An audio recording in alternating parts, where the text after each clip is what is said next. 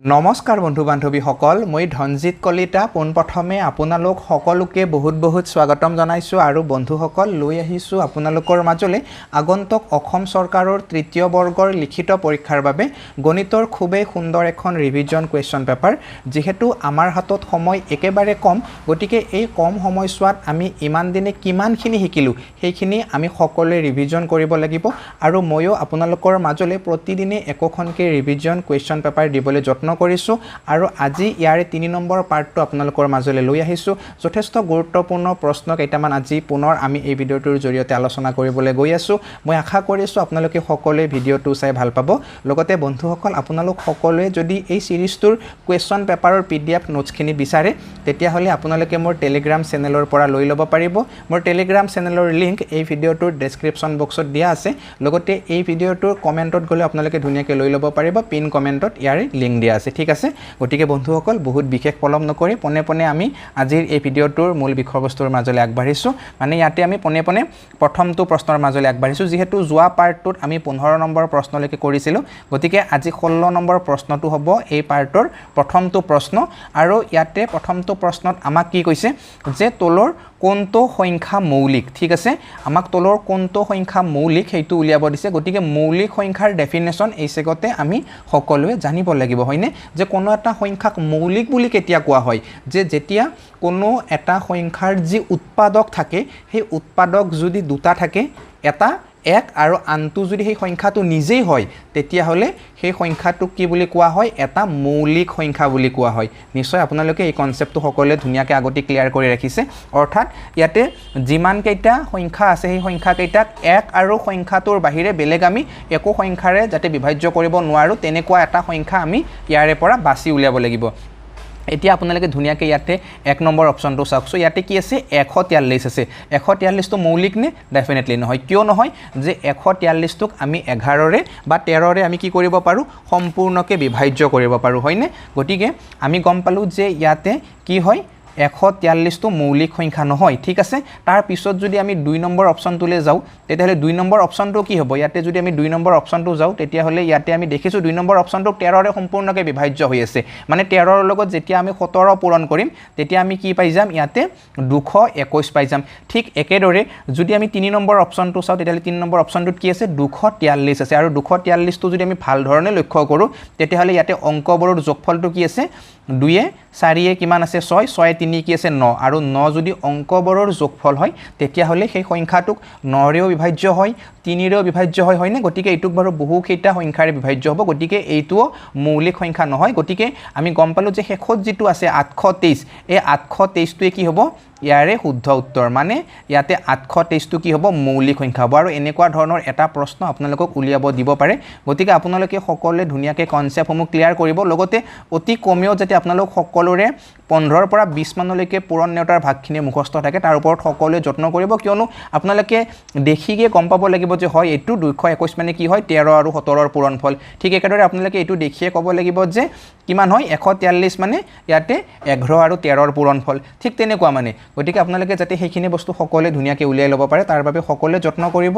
আৰু এইবাৰ আমি আগবাঢ়িছো ইয়াৰে পিছৰ প্ৰশ্নটোৰ মাজলৈ আৰু এই প্ৰশ্নটো গুৰুত্বপূৰ্ণ প্ৰশ্ন বাৰু যোৱাকালি এনেকুৱা ধৰণৰ প্ৰশ্ন এটা মই আপোনালোকলৈ আগবঢ়াইছিলো যেটো টপ 100 কুৱেশ্যনৰ সিৰিজ আপোনালোকলৈ আগবঢ়াই থকা হৈছিল তাৰ শেষৰটো পাৰ্টত আপোনালোকলৈ এনেকুৱা ধৰণৰ প্ৰশ্ন এটা মই আগবঢ়াইছিল আজি পুনৰ এনেকুৱা ধৰণৰ প্ৰশ্ন এটা লৈছো বহুত গুৰুত্বপূৰ্ণ হয় বাৰু এই কনসেপ্টটো মানে ইয়াতে আমাক কি কৈছে 0.39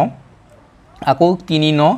আকৌ 39 তো এনেকুৱাকৈ 39 টো কি হৈ আছে বাৰে বাৰে ৰিপিট হৈ আছে হয়নে গতিকে আমি 39 এনেকৈ আমি ডট ডট ডট নিলিখি কিনে আমি এটা কাম কৰিব পাৰো ডাইৰেক্টলি 0.39 টো লিখি কিনে ওপৰত আমি এডাল বাৰ চিন লগাই দিব পাৰো তেতিয়া কি হৈ গল এই পাছৰ পিনে ডট ডট বিলাক ৰখি গল মানে এইডালে এনেকুৱা এটা সাংঘাতিক পাৱাৰ আছে যি পাৱাৰটো কি হয় আমি বহুতবাৰ নিলিখিলেও কথা নাই এডাল যদি ওপৰত দি দিও ন তেতিয়া কি হৈ যাব আমি কি বুজিম যে এই সংখ্যাটো বাৰে বাৰে ইয়াতে ৰিপিট হৈ আছে ঠিক আছে তো এইটুক যদি এতিয়া আমি ভগ্নাংশলৈকে যদি লৈ আহিব লাগে তেতিয়া হলে আমি কি কৰিব লাগিব তো ইয়াৰ এটা সাংঘাতিক ধুনীয়া কনসেপ্ট আছিল যে যদি ইয়াতে এই যিডাল মাত্ৰা চিনডাল যদি এটা সংখ্যাৰ ওপৰত থাকে তেতিয়াহ'লে তলত কি নামি আহে এটা ন নামি আহে আৰু ইয়াতে যেহেতু দুটা সংখ্যাৰ ওপৰত আছে গতিকে তলত কি আহিব দুটা ন নামি আহিব মানে ভগ্নাংশ হিচাপে যদি আমি বনাও তেতিয়াহ'লে তলত কেইটা ন নামি আহিব এবাৰ দুটা ন নামি আহিব আৰু ওপৰত কি থাকিব ইয়াতে 39 থাকিব তো আমি এক প্ৰকাৰ যদি চাবলৈ যাওঁ তেতিয়াহ'লে ইয়াতে আমি অপচনটো মানে পায়ে গ'লো উত্তৰৰ অপচনটো মানে এইটোৱে হ'ব ইয়াৰে শুদ্ধ উত্তৰ মানে প্ৰথমতে বাৰু এই অপচনটো দিয়া আছে কিন্তু কেতিয়াবা ইয়াৰে লঘিষ্ঠ ৰূপতো দিয়া থাকিব পাৰে মানে ইয়াতে যেহেতু তিনিওটাকে তিনিৰে বিভাজ্য কৰিব পাৰোঁ মানে ইয়াতে যদি আমি চাওঁ তেতিয়াহ'লে 13 3 গুণ 39 বা 33 3 গুণ যেহেতু 99 হ'ব গতিকে 33 ভাগৰ 13 ইয়াতে উত্তৰত আপোনালোকৰ থাকিব পাৰে অপচনত গতিকে সেইটোও কি হ'ব শুদ্ধই হ'ব যদি তেনেকৈ থাকে আপোনালোকে তেনেকুৱা অপচনটো ইয়াতে মানে সকলোৱে ক্লিক কৰিব লাগিব এতিয়া আমি আগবাঢ়িছোঁ ইয়াৰে পিছৰ প্ৰশ্নটোৰ মাজলৈ যথেষ্ট গুৰুত্বপূৰ্ণ হয় বাৰু আজি আপোনালোকৰ মাজলৈ লৈ অহা আটাইকেইটা প্ৰশ্নই আজি বুলি নহয় বাৰু এই যিটো সিৰিজ আপোনালোকৰ মাজলৈ আগবঢ়োৱা হৈছে মানে ফাইনেল ৰিভিজন আপোনালোকলৈ যিটো কুৱেশ্যন পেপাৰৰ সিৰিজ আগবঢ়োৱা হৈছে গোটেই সিৰিজটোৱে যথেষ্ট গুৰুত্বপূৰ্ণ হয় তো ইয়াতে আপোনালোকে এইবাৰ চাব এই প্ৰশ্নটো লোৱা হৈছে জ্যামিতিৰ পৰা ঠিক আছে তো ইয়াতে আমাক প্ৰশ্নটোত কি কৈছে যে এটা ৰম্বাছৰ কৰ্ণ দুডালৰ দৈৰ্ঘ্য ক্ৰমে 6 সেন্টিমিটাৰ আৰু 8 সেন্টিমিটাৰ হলে বাহুৰ দৈৰ্ঘ্য কিমান হ'ব ঠিক আছে তো ইয়াতে আমি ৰম্বাছৰ যেটো কনসেপ্ট সেই ৰম্বাছৰ কনসেপ্টখিনি সকলোৱে ধুনিয়াকে জানিব লাগিব হয়নে তো প্ৰথমে যদি আমি ৰম্বাছৰ কনসেপ্টখিনিৰ মাজলৈ আগবাঢ়ো তেতিয়াহলে আমি সকলোৱে ৰম্বাছটো কেনেকুৱা আকৃতিৰ হেতু আমি জানিব লাগিব ৰম্বাছ কেনেকুৱা হয় আপোনালোকে নিশ্চয় সকলোৱে জানে ন ৰম্বাছ কেনেকুৱা হয় যে ৰম্বাছ এনেকুৱা এটা চিত্ৰ যাৰ আটাইকেইটা বাহুৰ মাপ কিমান হয় যে যাৰ আটাইকেইটা বাহুৰ মাপে কি হ'ব সমান হ'ব হয়নে মানে এইডাল বাহু ইয়াতে যিমান হ'ব এইডাল বাহু কিমান হ'ব লাগিব সিমানে হ'ব লাগিব এইডাল বাহু কিমান হ'ব লাগিব সেই একেখিনি সিমানে হ'ব লাগিব আৰু এইডাল বাহু কি হ'ব লাগিব সেই একেখিনি সিমান দৈৰ্ঘ্যৰে হ'ব লাগিব অৰ্থাৎ ৰম্বাছৰ আমি কি জানো যে আটাইকেইটা বাহুৰ যোগ কি হয় সমান হয় ঠিক আছে কিন্তু কোন আটাইকেইটা সমান নহয় কাৰণ কোন আটাইকেইটা যদি সমান হয় বাহু আটাইকেইটা যদি সমান হয় তেতিয়াহ'লে সেই চিত্ৰটোক আমি কি বুলি ক'ম বৰ্গ বুলি ক'ম হয়নে গতিকে ৰম্বাছ হ'ব লাগিলে ৰম্বাছৰ ডেফিনেশ্যন কি আছিল যে ইয়াত গোটেইকেইটা বাহুৱে সমান আৰু বিপৰীত কোণবিলাক সমান অৰ্থাৎ এই কোণটো এনেকুৱা সমান হয় এই কোণটো সমান হয় তেনেকুৱা ধৰণৰ কনসেপ্ট বাৰু তো ইয়াতে আপোনালোকে চাব আমাক ইয়াতে দিয়া কি আছে এই ৰম্বাছৰ কৰ্ণ দুডাল দিয়া আছে মানে কৰ্ণ মানে কি হয় যেতিয়া বিপৰীত শীৰ্ষবিন্দু সংযোগ কৰা হয় তেতিয়া সেই সংযোগী ৰেখাডালকে কি বুলি কোৱা হয় কৰ্ণ বুলি কোৱা হয় হয়নে তো এইডাল এডাল কৰ্ণ হ'ব আকৌ এডাল কৰ্ণ আছে এই কৰ্ণডাল এইটোৰ পৰা এইটো বিন্দুলৈকে আহিব ঠিক আছে এই দুডাল কি হয় এই দুডাল হয় এই ৰম্বাছটোৰ কৰ্ণ আমি একদম ধুনিয়াকৈ কনসেপ্টসমূহ বুজি ল'ম তাৰ পিছতহে আমি উত্তৰটো কৰিম মানে কি হয় আমি যদি ধুনিয়াকৈ কনসেপ্টসমূহ ক্লিয়াৰ কৰিব পাৰোঁ তেতিয়াহ'লে আমি পৰীক্ষাত যিকোনো ধৰণৰে প্ৰশ্নসমূহ কৰিব পাৰিম হয়নে এতিয়া বাৰু এই প্ৰশ্নটো ফটফটকৈ মই আপোনালোকক বুজাই দিব পাৰোঁ কিন্তু তেনেকুৱা কৰিলে কি হ'ব মইহে বুজি পাম আপোনালোকে ক'ত বুজি পাব গতিকে আপোনালোকে বুজি পাব লাগিলে আমি যথেষ্ট সহজ পদ্ধতিৰে সকলোৱে বস্তুখিনি শিকিব লাগিব অকমান লাহে লাহে হলেও ঠিক আছে মাজে মাজে মই কেতিয়াবা কমেন্টত দেখো যে এটা গণিততে ইমানখিনি সময় আমি নষ্ট কৰিছো কেনেকৈ মানে পৰীক্ষাত মানে এই কৰিম হয়নে নহয় তো এটা গণিতত একচুয়ালি ইমান সময় না যায় যদি আমি কনসেপ্টখিনি সকলোৱে ধুনিয়াকৈ শিকি ল'ব পাৰোঁ তেতিয়াহ'লে একদমে কম সময়ত আমি ধুনিয়াকৈ এনসাৰবিলাক কৰিব পাৰিম তো ইয়াতে কি কৈছে চাব আপোনালোকে যে এডাল কৰ্ণ 6 সেন্টিমিটাৰ বুলি কৈছে গতিকে এডাল গোটেই কৰ্ণ ধুনিয়াকৈ 6 সেন্টিমিটাৰ ধৰি লৈছো এইডাল ঠিক আছে তো এই সেগতে আপোনালোকে এটা কনসেপ্ট সকলোৱে মনত ৰাখিব যে এই ৰম্বাছৰ যিডাল কৰ্ণ এই কৰ্ণৰডালে কি কৰে এডালে আনডালক লম্বভাৱে সমদ্বিখণ্ডিত কৰে অৰ্থাৎ ইয়াতে এইটো কোণ 90 ডিগ্ৰীৰ হ'ব এইটো কোণ 90 ডিগ্ৰীৰ হ'ব এইটো কোণ 90 ডিগ্ৰীৰ হ'ব এইটো কোণ 90 ডিগ্ৰীৰ হ'ব ইয়াতে কোণ চাৰিটা কি হ'ব 90 ডিগ্ৰীৰ হ'ব কাৰণটো কিয় যে ইয়াতে লম্ব দুডালে কি কৰি সৰি বাৰু কৰ্ণ দুডালে কি কৰিছে লম্বভাৱে সমদ্বিখণ্ডিত কৰিছে ঠিক আছে এইখিনিলৈকে ক্লিয়াৰ যেহেতু লম্ব সমদ্বিখণ্ডক হয় কৰ্ণ দুডাল গতিকে এইডাল যেহেতু কৰ্ণডালৰ দিশ আমি এডাল 8 বুলি কৈছিলোঁ না ঠিক আছে এডাল 6 বুলি ধৰি লৈছিলোঁ বাৰু তো এইডাল যদি 6 হয় আৰু যেহেতু সমানে দ্বিখণ্ডিত কৰিছে গতিকে ইবাগৰ পাৰ্টটো তো 3 থাকিব ইবাগৰ পাৰ্টটো তো কিমান থাকিব 3 থাকিব ঠিক একেদৰে এইডাল যেহেতু 8 হয় এইডালো কি হ'ব ইবাগৰখিনিও 4 থাকিব এইবাগৰখিনিও 4 থাকিব কাৰণ কি হয় যে এনেকুৱা জায়গাত ইয়াতে কাটাকাটি কৰে একদম মাজেদি মানে ঠিক আছে মানে সমানে দ্বিখণ্ডিত কৰি দিয়ে এই কৰ্ণডাল ঠিক আছে বুজিছে ন এতিয়া আপোনালোকে তো যেহেতু এইডাল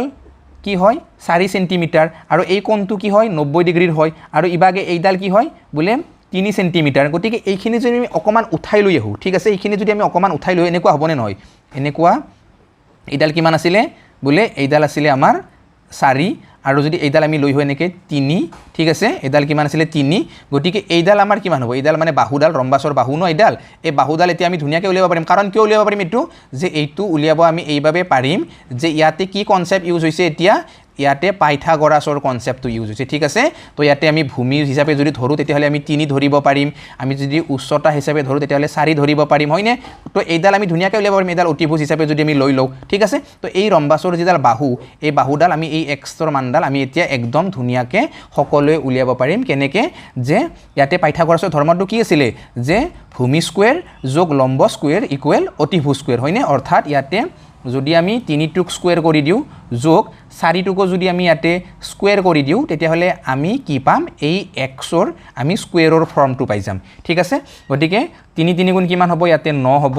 যোগ 4 4 গুণ কিমান হ'ব ইয়াতে 16 হ'ব ইকুৱেল আমাৰ কিমান হ'ব x স্কয়াৰ হ'ব ঠিক আছে তো x স্কয়াৰ মানে আমি কিমান পালো এতিয়া 16 9 কিমান হ'ব ইয়াতে 25 ঠিক আছে x স্কয়াৰ মানে আমি কিমান পালো ইয়াতে যে x স্কয়াৰ মানে 25 পালো তো x মানে কি হ'ব x স্কয়াৰ মানে যদি 25 হয় তেতিয়াহলে x মানে কি হ'ব x উলিয়াৰ লগে লগে আমি কি কৰিব লাগিব আমি 25 টুক ধুনিয়াকৈ ৰুট কৰিব লাগিব হয়নে তো 25 টুক যদি আমি এতিয়া ৰুট কৰি দিও এনেকুৱাকে আমি পাম কিমান বলে 5 পাই যাম উত্তৰ তো ইয়াতে আমি গম পালো যে এই যেটো ইয়াতে ৰম্বাস আছিলে সেই ৰম্বাসৰ বাহুৰ দৈৰ্ঘ্য আমি কিমান পালো 5 সেন্টিমিটাৰ পালো ক্লিয়াৰ হৈছে ন কনসেপ্টখিনি আপোনালোকৰ তো ধুনিয়াকৈ আপোনালোকে মনত ৰাখিব এই কনসেপ্টটো বা কেতিয়াবা ৰম্বাসৰ কৰ্ণৰডাল দিয়া থাকিব পাৰে তেতিয়া কালি আপোনালোকক উলিয়াব দিব পাৰে তো কি আছিল যে হাফ ইনটু কৰ্ণ 1 ইনটু কৰ্ণ 2 ঠিক আছে তেনেকুৱা আছিল কনসেপ্টটো গতিকে আপোনালোকে ধুনিয়াকৈ কালিও সকলো উলিয়াব পাৰিব মানে ৰম্বাসৰ সকলোখিনি কনসেপ্ট আপোনালোকে ধুনিয়াকৈ চাব আৰু কেতিয়াবা কি হয় ৰম্বাসৰ মধ্যবিন্দুবিলাক সংযোগ কৰিলে আমি কি পাম হেতুও হুধে গতিকে তাত আমি ধুনিয়াকৈ এটা আয়ত ক্ষেত্ৰ পাই যাম গতিকে এনেকুৱা ধৰণৰ এটা ৰম্বাসৰ পৰা আমি বহুকেইটা কোৱেশ্চনে উলিয়াই ল'ব পাৰো সকলোখিনি কোৱেশ্চনেই কিন্তু যথেষ্ট গুৰুত্বপূৰ্ণ হয় গতিকে সকলোখিনি কনসেপ্ট আপোনালোকে একদমেই ধুনিয়াকৈ ক্লিয়াৰ কৰিব এইবাৰ আগবাঢ়িছো ইয়াৰে পিছৰ প্ৰশ্নটোৰ মাজলৈ যথেষ্ট গুৰুত্বপূৰ্ণ হয় এই প্ৰশ্নটো মানে এনেকুৱা ধৰণৰ প্ৰশ্ন বহুকেইটা প্ৰতিযোগিতামূলক পৰীক্ষাত আহা দেখা গৈছে গতিকে এই প্ৰশ্নটো আপোনালোকে ধুনিয়াকৈ সকলোৱে চাব ইয়াতে প্ৰশ্নটোত আমাক কি কৈছে যে আয়তাকাৰ বাগিচা এখনৰ যেটো দৈৰ্ঘ্য হেইটো যদি 20% আৰু প্ৰস্থটো যদি 16.66% বৃদ্ধি কৰা হয় তেনেহলে ক্ষেত্ৰফল মানে ইয়াৰ কালি কিমান বৃদ্ধি হ'ব আমাক হেতু দিছে ঠিক আছে গতিকে এটো আমি একদম ধুনিয়াকৈ বুজি লম যে ইয়াতে আপোনালোকে চাব এখন কি আছে আয়তাকাৰ বাগিচা আছে ঠিক আছে এইখন কি হয় এইখন হয় আমাৰ আয়তাকাৰ বাগিচা আৰু এই আয়তাকাৰ বাগিচাখনৰ কি এইটো ধৰি লৈছো আমাৰ দিক ঠিক আছে আৰু এইটো কি হ'ব ইয়াৰে প্ৰস্থ গতিকে এইবাৰ আমাক কি বুলি কৈছে যে ইয়াৰে যেটো দিকটো কি বুলি কৈছে 20% আগতকে বৃদ্ধি হৈছে আৰু যেটো প্ৰস্থটো 16.66% অৰ্থাৎ 16.66% আগতকে বৃদ্ধি হৈছে গতিকে এতিয়া আয়তটো কি হৈ গল দেখাত আয়তাকাৰ যিখন বাগিচা আছিল সেইখন আগতকে ডাঙৰ হৈ গল তো যেহেতু আগতকে আয়তাকাৰ বাগিচাখন ডাঙৰ হৈ গল গতিকে ইয়াৰ যেটো ক্ষেত্ৰফল অৰ্থাৎ ইয়াৰ যেটো কালিটো বৃদ্ধি হ'ব হয়নে নহয় ডেফিনেটলি হ'ব তো ইয়াতে আমাক কি বুলি কৈছে ইয়াৰ যেটো দৈৰ্ঘ্যটো কিমান বৃদ্ধি পোৱা বুলি কৈছে দৈৰ্ঘ্যটো কৈছে আমাক 20% হয়নে তো এই যেটো 20% মানে কি হয় বলে 20% মানে হয় আমাৰ 5/1 ঠিক আছে মানে আগতে যদি দৈৰ্ঘ্যটো 5 আছিল এতিয়া 5ত 20% বৃদ্ধি হৈছে তাৰ মানে 5ত 1 বৃদ্ধি হৈছে অৰ্থাৎ এবাৰ নতুন যেটো আয়তাকাৰ বাগিচাখনৰ দৈৰ্ঘ্য হেতু কিমান হৈ যাব 6 হৈ যাব ক্লিয়াৰ তাৰ পিছত চাব ইয়াত যেটো প্ৰস্থটো কিমান বৃদ্ধি হোৱা বুলি কৈছে 16.66% বৃদ্ধি হোৱা বুলি কৈছে তো 16.66% মানে কিমান বলে 6/1 তো এই পাৰ্চেন্টেজৰ টেবুল বিলাক কিন্তু আপোনালোকে মনত ৰাখিব সকলোৱে মই বহুবাৰ কৈছো আপোনালোকক যে পাৰ্চেন্টেজৰ টেবুল যথেষ্ট গুৰুত্বপূৰ্ণ হয় এতিয়া ইয়াতে চাব 16.66 মানে কি হয় 6/1 অৰ্থাৎ আগতে যদি প্ৰস্থটো 6 আছিল এতিয়া প্ৰস্থটো 6ত 1 বৃদ্ধি পাব অৰ্থাৎ এতিয়া প্ৰস্থটো কিমান হ'ব 7 হ'ব ঠিক আছে ক্লিয়াৰ ইয়ালৈকে ধুনিয়াকৈ আপোনালোকে বুজি পাইছে তো এতিয়া যদি আমি চাও তেতিয়া হলে আগৰ যেটো আয়ত আছিল আগৰ আয়তটোৰ ক্ষেত্ৰফল কিমান আছিল আয়তৰ ক্ষেত্ৰফল কেনেকৈ উলিয়াই দিশ পূৰণ প্ৰস্থ তো ইয়াতে দিশ আৰু প্ৰস্থ যদি পূৰণ কৰো 5 6 গুণ কিমান হ'ব বলে 5 6 গুণ ইয়াতে হ'ব 30 অৰ্থাৎ আগৰ ক্ষেত্ৰফল কিমান আছিল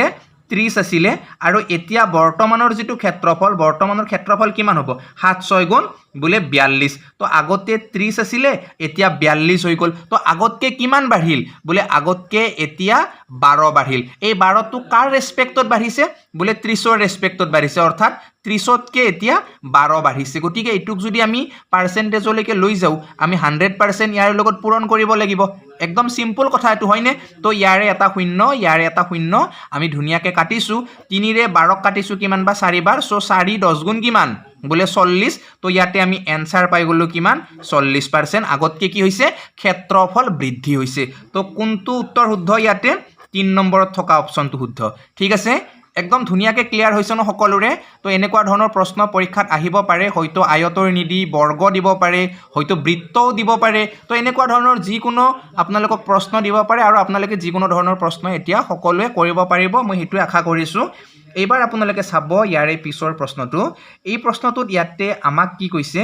যে 0.001 সমান কি হ'ব অৰ্থাৎ 0.001 একচুয়ালি ইয়াতে পাৰ্সেন্টেজলৈকে কনভাৰ্ট কৰিব দিছে যেতিয়া আমি কোনো এটা সংখ্যা পাৰ্সেন্টেজলৈকে কনভাৰ্ট কৰো ঠিক আছে বা কোনো এটা সংখ্যা যদি আমি পাৰ্সেন্টেজলৈকে লৈ যাও তেতিয়া হলে আমি সেই সংখ্যাটো কি কৰিব লাগে বলে সেই সংখ্যাটোৰ লগত আমি 100% পূৰণ কৰিব লাগে তেতিয়া হলে সেই সংখ্যাটো ক'ত যায় পার্সেন্টেজত গুছি যায় তো ইয়াতে মূল সংখ্যাটো আমাক কি দিছে বলে 0.001 আৰু এইটো যদি আমি পাৰ্সেন্টেজত লৈ যাব লাগে তেতিয়া হলে ইয়াৰ লগত আমি কি কৰিব লাগিব 100% পূৰণ দিব লাগিব হয়নে নহয় তেতিয়া ক'ত গুছি গল ডাইৰেক্টলি পাৰ্সেন্টেজত উত্তৰটো গুছি গল তো ইয়াতে আপোনালোকে চাওক যে যদি যিকোনো সংখ্যা এটাৰ লগত আমি একৰ পিঠিত মানে 0 থকা সংখ্যাৰে যদি পূৰণ কৰো তেতিয়া হলে আৰু এই মূল সংখ্যাটো যদি দশমিক সংখ্যা হয় তেতিয়া হলে দশমিকবোৰ কি হ'ব ইয়াতে পিছুৱাই আহিব এতিয়া ইয়াতে যিমানটা শূন্য থাকে সিমানটা দশমিক পিছুৱাই আহিব ইয়াতে দুটা শূন্য আছে হয়নে নহয় তো দুটা শূন্য আছে তো এই দশমিকটো দুই ঘৰ পিছুৱাই আহিব সোফালে ঠিক আছে গতিকে ইয়াতে উত্তৰ কি হ'ব 0.1% হৈ যাব বস্তুটো ক্লিয়াৰলি বুজিছে সকলোৱে মই আশা কৰিছো ধুনিয়াকে সকলোৱে বুজিছে ইয়াতে 1 নম্বৰ অপচনে কি হ'ব শুদ্ধ উত্তৰ ইয়াৰ পিছত আমি আগবাঢ়িছো ইয়াৰে পিছৰ এটা প্ৰশ্নৰ মাজলে আৰু এই প্ৰশ্নটোটো বহুত বেছি গুৰুত্বপূৰ্ণ হয় একদম ধুনিয়াকে আপোনালোকে প্ৰশ্নটো বুজি লব তো ইয়াতে প্ৰশ্নটোত আমাক কি কৈছে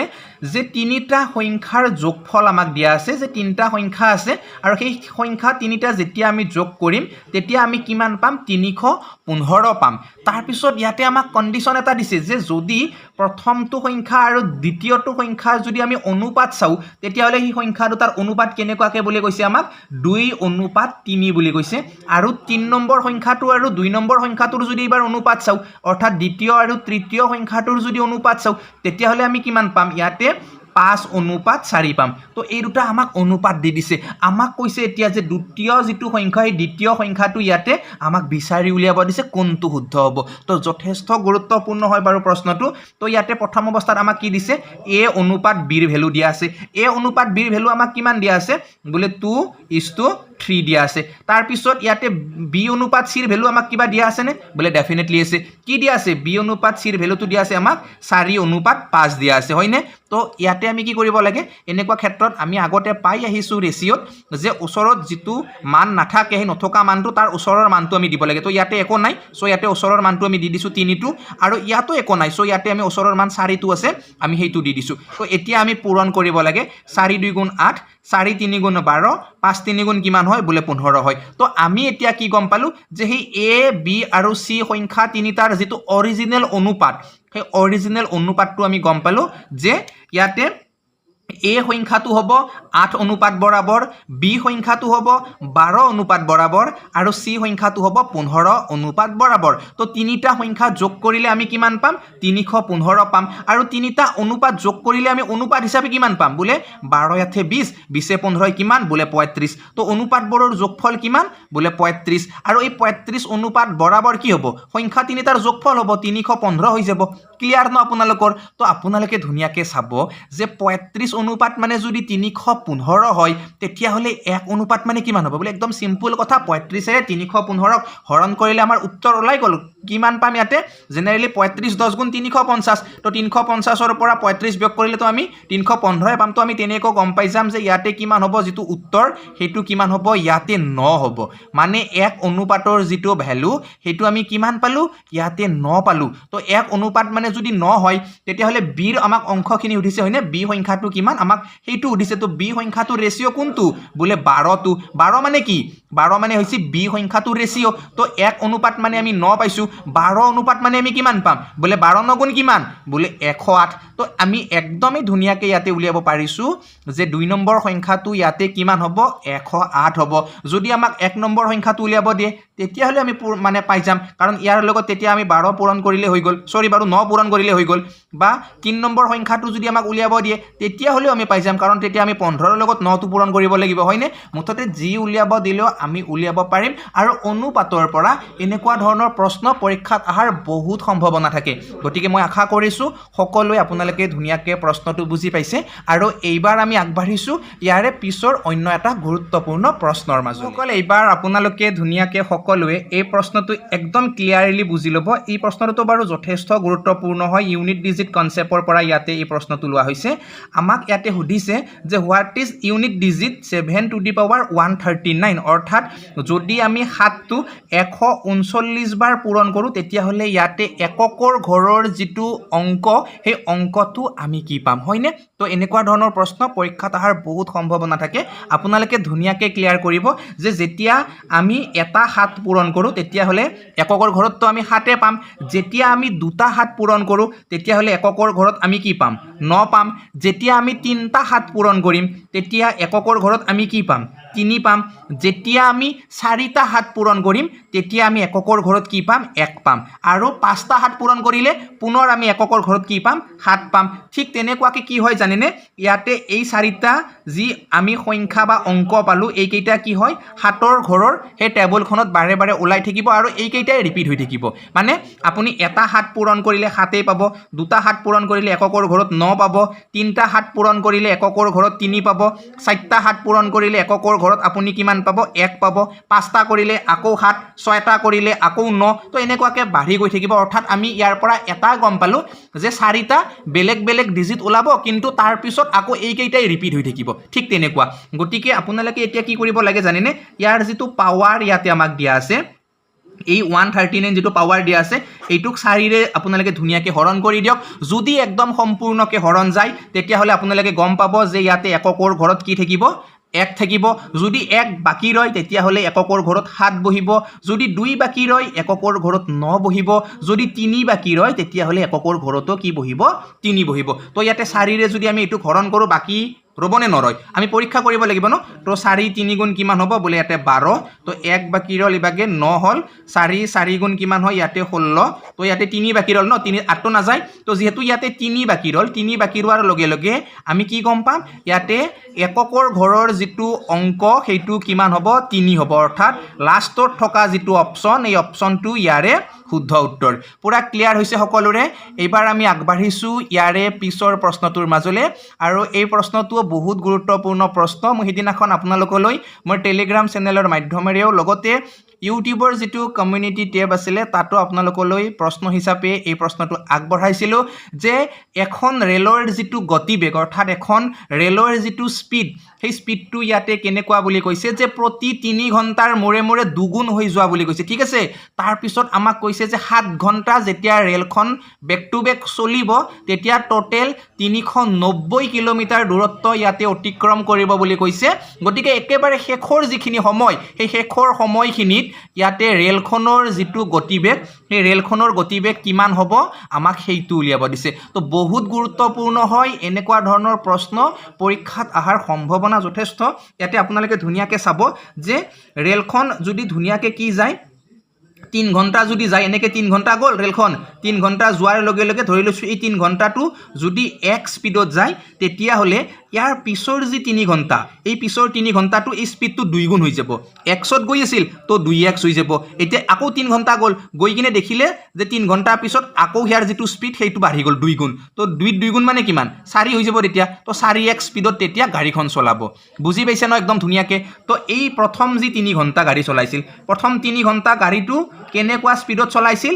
1 স্পীডত চলাইছিল গতিকে দূৰত্ব যদি আমি উলিয়াও দূৰত্ব কিমান হ'ব বোলে দূৰত্ব উলিয়াব লাগিলে আমাৰ কি কৰিব লগা আছিল টাইম ইনটু স্পীড তো ইয়াতে টাইম কিমান এইখিনি 3 ঘণ্টা লাগিছে স্পীড কিমান বোলে x স্পীড সো এইখিনিৰ দূৰত্ব কিমান হ'ব ইয়াতে বোলে এইখিনিৰ দূৰত্ব ইয়াতে 3x কাৰণ 3 ঘণ্টা লাগিছে x স্পীডত গৈছে তো 3x কি হ'ল ইয়াৰে দূৰত্ব হৈ গ'ল তাৰ পিছত আকৌ 3 ঘণ্টা গৈছে ইবাৰ কিমানকে গৈছে 2x স্পীডত গৈছে গতিকে এইখিনিৰ দূৰত্ব কিমান হ'ব এবাৰ বোলে এইখিনিৰ দূৰত্ব এবাৰ হ'ব 6x হয় নে নহয় তাৰ পিছত 3 ঘণ্টা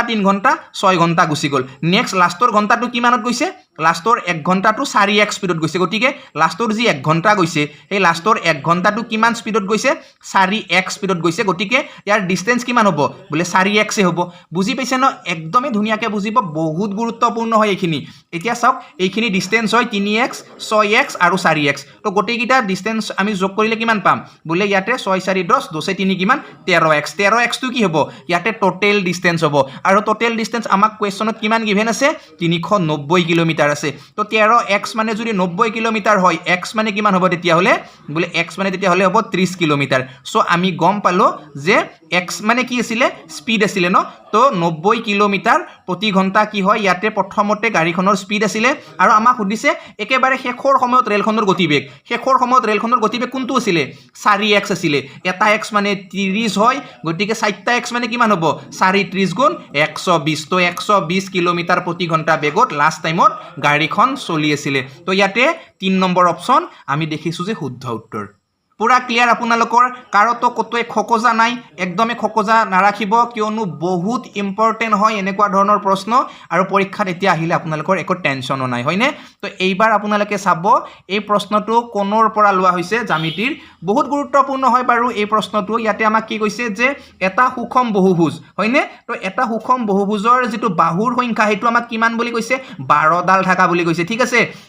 আমাক কৈছে যে এই বহুভুজটোৰ যেটো প্ৰতিটো বহিকোণ থাকিব ন এই বহিকোণ বিলাকৰ মাপ কিমান হ'ব আমাক হেতু সুধিছে আৰু এই ক্ষেত্ৰত আমি প্ৰথমে কি বুজিব লাগিব যে বহুভুজ বা সুষম বহুভুজ কি হয় ঠিক আছে বহুভুজ বুলি কোৱাৰ লগে লগে যেতিয়া দুটাতকে বেছি বাহুৰে গঠিত বন্ধ আকৃতিৰ চিত্ৰ হ'ব সেই বিলাককে আমি বহুভুজ বুলি কম আৰু সুষম বহুভুজ কেতিয়া হ'ব যে যেতিয়া কোনো এটা বহুভুজৰ আটাইকেইটা বাহুৰ যোগ আৰু আটাইকেইটা কোণৰ মাপ যদি সমান হয় তেতিয়া হলে সেই বহুভুজটোক কি বুলি কোৱা হ'ব এটা সুষম বহুভুজ বুলি কোৱা হ'ব মই আজি ধুনিয়াকে আপোনালোকক প্ৰতিটো ৰিলেটেড কনসেপ্ট অকমান মনত পেলাই দিছো যাতে কোনোবাই কিবা পাহৰিলেও এইখিনি বস্তু ধুনিয়াকে আপোনালোকৰ মনত আহি যায় তো এতিয়া আপোনালোকে চাব ইয়াতে যেটো সুষম বহুভুজ আছে ইয়াত 12টা কি আছে বাহু আছে গতিকে 12টা ডেফিনেটলি কোণো থাকিব আৰু 12টা বাহুৰে যেটো যোগ হেতু সমান হয় লগতে 12টা কোণৰে যেটো মাপ হেতু কি হ'ব ইয়াতে সমান হ'ব গতিকে আমি এটা বস্তু ইয়াতে সকলোৱে মনত ৰখাটো উচিত যে যি কোনো বহুভুজৰ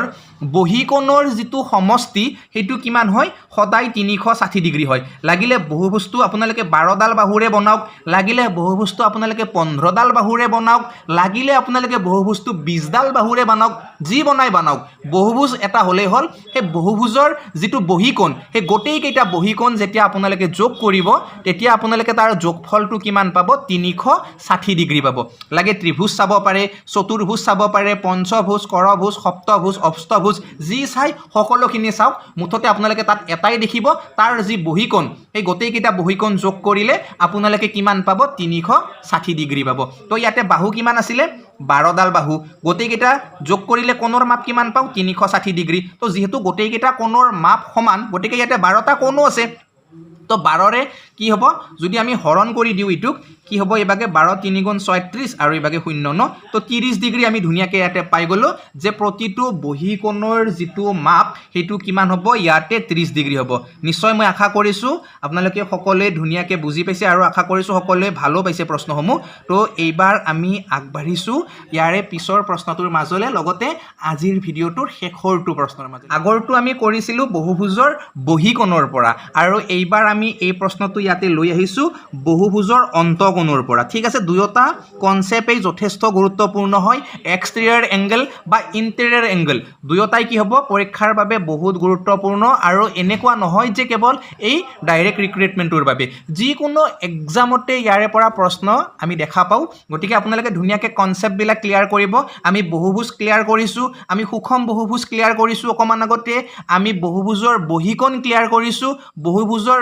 বহীকোণৰ সমষ্টি ক্লিয়াৰ কৰিছোঁ এইবাৰ আমি অন্তকোণৰ ফালে আহিছোঁ যে যেতিয়া আমি এটা বহুভুজ দেখিম আৰু সেই বহুভুজটোৰ যেতিয়া আমাক অন্তকোণ উলিয়াব দিব তেতিয়া আমি তাৰ বাবে এটা সূত্ৰ সকলোৱে মনত ৰাখিব লাগিব সেইটো হৈছে n-2 হোল ইনটু 180 ডিগ্ৰী মানে তাত যিমানটা বাহু দিয়া থাকিব সেই বাহুৰ পৰা আমি 2 বিয়োগ কৰিব লাগে বাহুৰ সংখ্যাৰ পৰা তাৰ মানে বাহুৰ সংখ্যাৰ পৰা 2 বিয়োগ কৰিব লাগে আৰু তাৰ লগত আপোনালোকে 180 ডিগ্ৰী পূৰণ কৰিব লাগে আপোনালোকে এনসাৰ পাই গল তো ইয়াতে এটা সুষম বহুভুজ যদি 15 ডাল বাহুৰে গঠিত হয় তেতিয়া হলে তাৰ প্ৰতিটো অন্তকোণৰ মাপ সুধিছে গতিকে প্ৰতিটো অন্তকোণৰ মাপ আমি কেনেকৈ উলিয়াম প্ৰথমে আমি ইয়াৰ সমষ্টিটো উলিয়াই লম ঠিক আছে যে গোটেই কিটা যি ইয়াতে কোণ হ'ব গোটেই কিটা কোণৰ সমষ্টি কিমান হ'ব তো সমষ্টিটো আমাৰ এনেকৈ ওলাই তো ইয়াতে বাহু কেইডাল আছে 15 ডাল তো 15 ৰ পৰা 2 বিয়োগ কৰিলে কিমান হ'ব বোলে 13 তো 13 ৰ লগত যেতিয়া আমি 180 ডিগ্ৰী পূৰণ কৰিম তেতিয়া আমি কিমান পাম বোলে 13 ৰ লগত 180 ডিগ্ৰী পূৰণ কৰিলে ইয়াতে আমি পাম কিমান 2340 পাই যাম ন ইয়াতে আমি কিমান পাম 2340 ডিগ্ৰী পাই যাম তো 2340 ডিগ্ৰী আমি কি পাই গলো মানে গোটেই কেইটা কোণৰ সমষ্টি পাই গলো ঠিক আছে তাৰ পিছত ইয়াতে এইখিনিক আপোনালোকে ধুনিয়াকে এতিয়া 13 ৰে হৰণ কৰি দিয়ক এনসাৰ আপোনালোকে ধুনিয়াকে পাই যাব মানে যেহেতু 13 নহয় বাৰু সৰি দেই 15টা বাহু আছে সো 15 ৰে হৰণ কৰিব লাগিব তো 2340ক যদি আপোনালোকে এতিয়া 15 ৰে হৰণ কৰি দিয়ে তেতিয়া আপোনালোকে একদম ধুনিয়াকে ইয়াৰ এনসাৰ পাই যাব কিমান হ'ব ইয়াতে 156 ডিগ্ৰী হৈ যাব বা আপোনালোকে বেলেগ এটা প্ৰসেছটো কৰিব পাৰে যে 15 ডাল বাহুৰে যেতিয়া কোনোবা এটা আমি সুষম বহুভুজ পাম সেই সুষম বহুভুজটোৰ যেটো বহীকোণ সেই বহীকোণটো কিমান হ'ব ডেফিনেটলি 24 ডিগ্ৰী হ'ব নে নহ'ব মানে 15 ডাল যদি বাহু থাকে তেতিয়া হলে সেই বহুভুজৰ প্ৰতিটো বহীকোণৰ মাপ কিমান হ'ব 24 ডিগ্ৰী হ'ব আৰু এটা বহুভুজৰ তাৰ মানে একেলগে থকা সন্নিহিত হৈ থকা মানে বহীকোণ আৰু অন্তকোণ দুয়োটা যোগ কৰিলে কিমান হয় সদায় 180 ডিগ্ৰী হয় গতিকে ইয়াতে 24 ডিগ্ৰীৰ লগত আমি কি এনেকুৱা সংখ্যা যোগ কৰিম যত আমি 156 ডিগ্ৰী সৰি বাৰু 180 ডিগ্ৰী পাই যাম তো আমি লগে লগে গম পাম ন 156 ডিগ্ৰী হ'ব তেনেকৈ চালেও কাৰণ দুয়োটা যোগ কৰিলে 180 ডিগ্ৰী হ'ব লাগিব বস্তুটো বুজিছেনে তো এইখিনি হয় ইয়াৰে কনসেপ্ট থুলমূলকে আমি প্ৰায় এই গোটেইখিনি কনসেপ্টে কভাৰ কৰিব পাৰিছো মই আশা ৰাখিছো যে আপোনালোকে সকলোৱে ধুনিয়াকে বুজি পাইছে কনসেপ্টসমূহ তো এনেকুৱা ধৰণে আপোনালোকে ধুনিয়াকে সকলোৱে শিকি থাকক যদি কোনোবাৰ কিবা বস্তু নুবুজাকে থাকি গৈছে তেতিয়া হলে আপোনালোকে কমেন্ট কৰি সেইখিনি বস্তু জনাব আৰু যেহেতু আমাৰ হাতত সময় একেবাৰে নাই হয়নে মাজত মাত্ৰ দুটা দিন আছে গতিকে এই দুটা দিনো মই আপোনালোকলৈ যদি পাৰো দুদিনে মানে অতি কমেও দুখন কি হলেও এনেকুৱা ধৰণৰ ৰিভিজন কোৱেশ্চন পেপাৰ আপোনালোকক দিবলৈ মই যত্ন কৰিম মই আশা কৰিছো সকলোৱে ভিডিওটো লাইক কৰিব আপোনালোকৰ বন্ধুবৰ্গৰ মাজলৈ ভিডিওটো শেয়াৰ কৰিব আৰু বহুত বিশেষ দিখলা কথা ক'বলৈ নাযাও বাৰু কিয়নো আপোনালোকে এতিয়া সকলোৱে পঢ়িব লাগে হয়নে গতিকে সকলোলৈ ধন্যবাদ জ্ঞাপন কৰিছো লগতে পুনৰ অন্য এটা নতুন আৰু একদম মজাদাৰ ভিডিওত সকলোকে লগ পোৱাৰ প্ৰতিশ্ৰুতি ৰাখি আজি এই ভিডিওটো ইমানতে সমাপ্ত কৰিছো বাই বাই জয় আই